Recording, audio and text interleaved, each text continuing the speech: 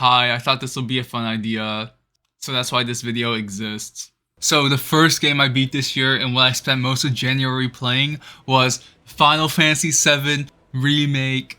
This was actually my first time ever playing a Final Fantasy game. And yeah, while I was playing this, I could tell that this was like really high quality. Like everything just looked really good. The animation, the combat, and all that stuff. And the cutscenes use like the real character models and stuff. And the problem is because it's so good, I could not run it on my computer and I ended up having to play it on my laptop. And I couldn't even like plug it into the monitor because then it would start running like worse. And it's not like it ran that much better on my laptop. Like there were still like a lot of frame rate drops and stuff. But because of these performance issues, I feel like I didn't actually enjoy the game as much as I would have if the game actually ran well. I also thought that the side quests and stuff were really boring. And for some reason I did them all anyway. I'm never doing that again. I also remember that I sucked at the combat. I don't know if this is because I was like lagging and stuff. So basically how the combat works is you press this button and you like punch the enemies. And when you punch them enough, you charge like one of your like meter thingies. And then you can, when you do that, you can use like an ability.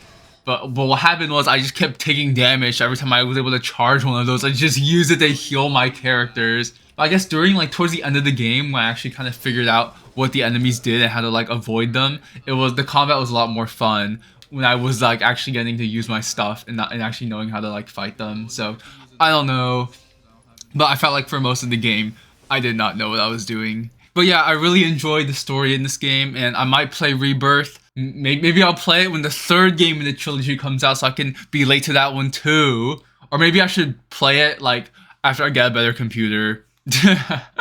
Okay, the next game I beat was something that I've been trying to beat for like 3.5 years at that point, which was Crosscode. This game takes place in an MMO RPG. Like it's a single player game, but it takes place in an MMO. And you play as this character who doesn't have any memories. And you're trying to beat the game in hopes that you will like recover your memories along the way. At least that's like kind of what I remembered. I played most of the story like 2 or 3 years ago at this point. So I don't really remember much about it besides that it was good. Like the story is good, the dialogue is good, and the pixel art in this game is like amazing.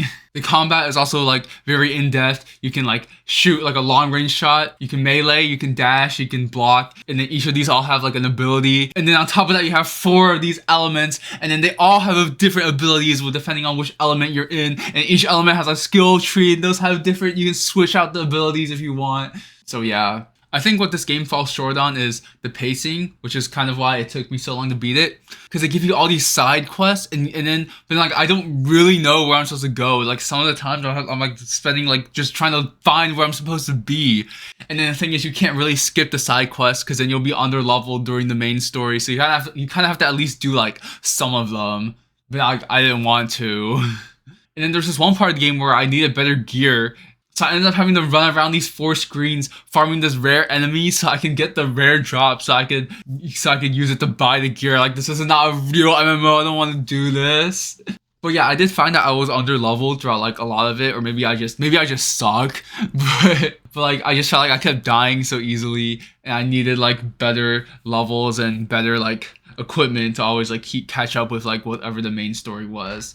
But once I finally did actually get to play the main story, I'd play it and I'll be like, wow, it's been like 2 or 3 hours. What just happened? And I also really love the dungeons in this game. At first I didn't because I'll be in the puzzle room and I'll be like, what did I even do? But I really like them now. I like how they really make you think, but they're not like impossibly hard. And I also like how it's a break from the combat.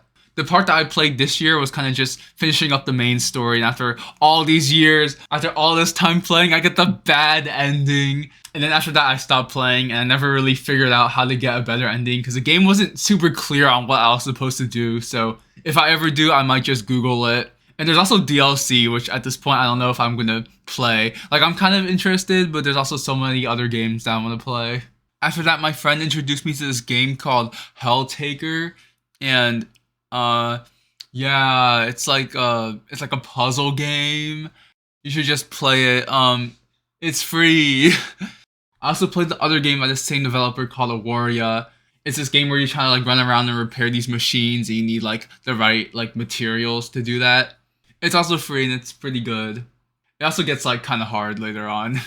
Okay, now we're gonna jump a month ahead because I suck at finishing games. But in April, I beat Citizen Sleeper 2. It's this narrative focused game, and there's like a lot of reading, which you would think would be boring, but for some reason I really liked the writing in this game. When I played the first Citizen Sleeper last year, I thought that the developer just did a really good job at just like choosing the right words to make you feel very immersed in the world. Which is why when the second game came out, I had to play it like right when it came out. Outside of the dialogue, the gameplay is like you have these dice, you can slot them into all these different tasks that you can choose to do. And some of them fill this progress bar that you have to complete to advance the story. And some of them give you like money or food or some other resource that you might need. And the thing is, the higher number the dice, the better chance that you'll have like a good outcome. So you don't want to do something stupid with the one dice or else you're screwed. I really like this game, if you couldn't tell. And if this looks interesting and you want to try it, then I suggest that you play the first Citizen Sleeper first. But yeah. In April, I also beat this other really cool game.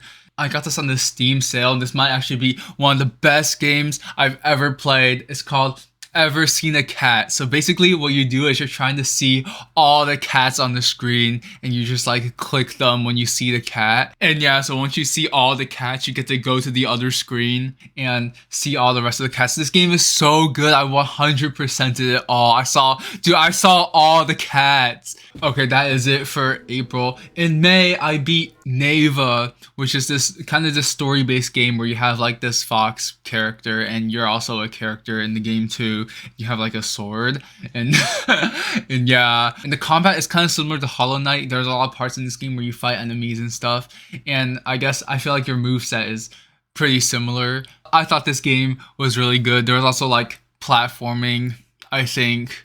There's also like a fox. But yeah, the story was really good. And it's also only like 4 hours long, so if you want to play it, if you're scared that it's more than 4 hours long, then it's okay because it's only 4 hours long. Unless it takes you like longer than 4 hours to beat it. And then over the summer, I did not really beat any games. This is partly because of Daily Persona. But I did end up beating one of the games I talked about during the Daily Persona, which was Plants vs. Zombies Fusion. So you know those videos that are like, this is Chinese Plants vs. Zombies, it's some like crazy like merging plants? Well, I finally got my hands on this game. And to be honest, it's actually kind of well made. I finished the entire adventure mode and I didn't do any of the other stuff because it's freaking hard. And also the levels just take forever. And look at this background footage right now. How am I supposed to kill this guy that's just running over all my plants? This is a serious question. I've not played this game in so long. And then in August, I beat The No Existence of You and Me. I got this from my friend because I was on his wish list for his birthday. But since we're in the same Steam family, I played it for a video. Yeah, so it's like a visual novel.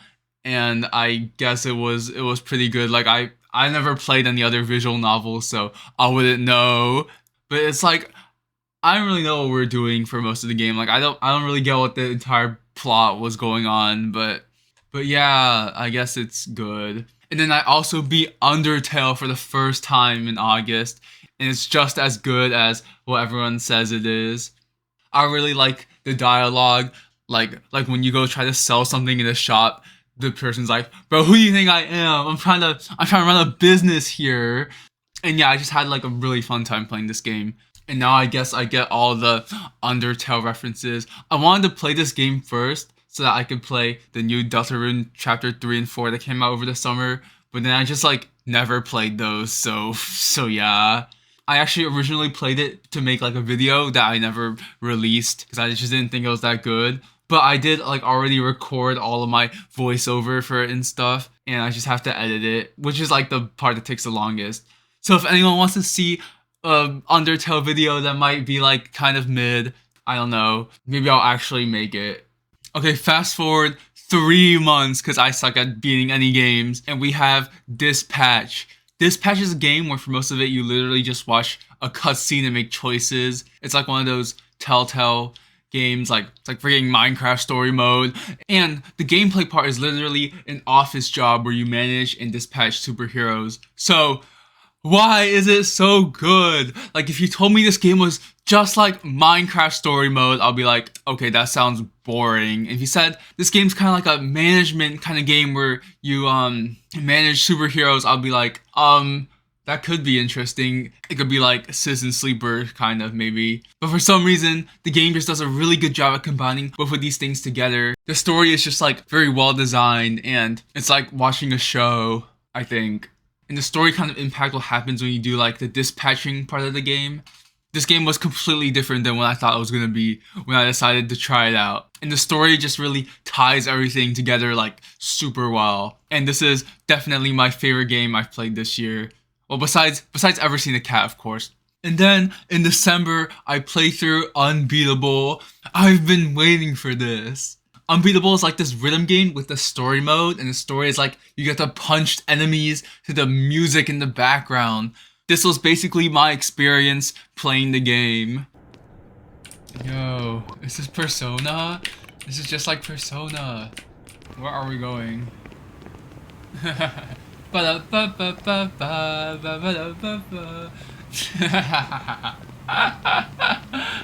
This is just like Persona.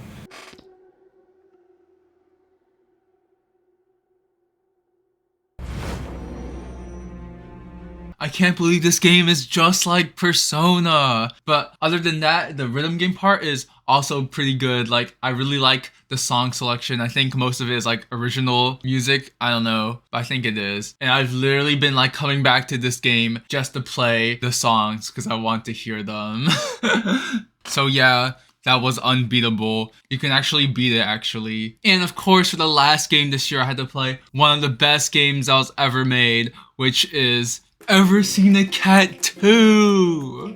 Oh my gosh, I'm so excited. Oh, there's so many cats. Bro, this game is so good. Wow, I'm so fast. That took me 34 seconds. I'm literally like a pro. And that's every game I beat this year. Look at me finding all the cats. Maybe next year I will play Ever Seen a Cat 3. Yes, there's a third one. Okay, bye.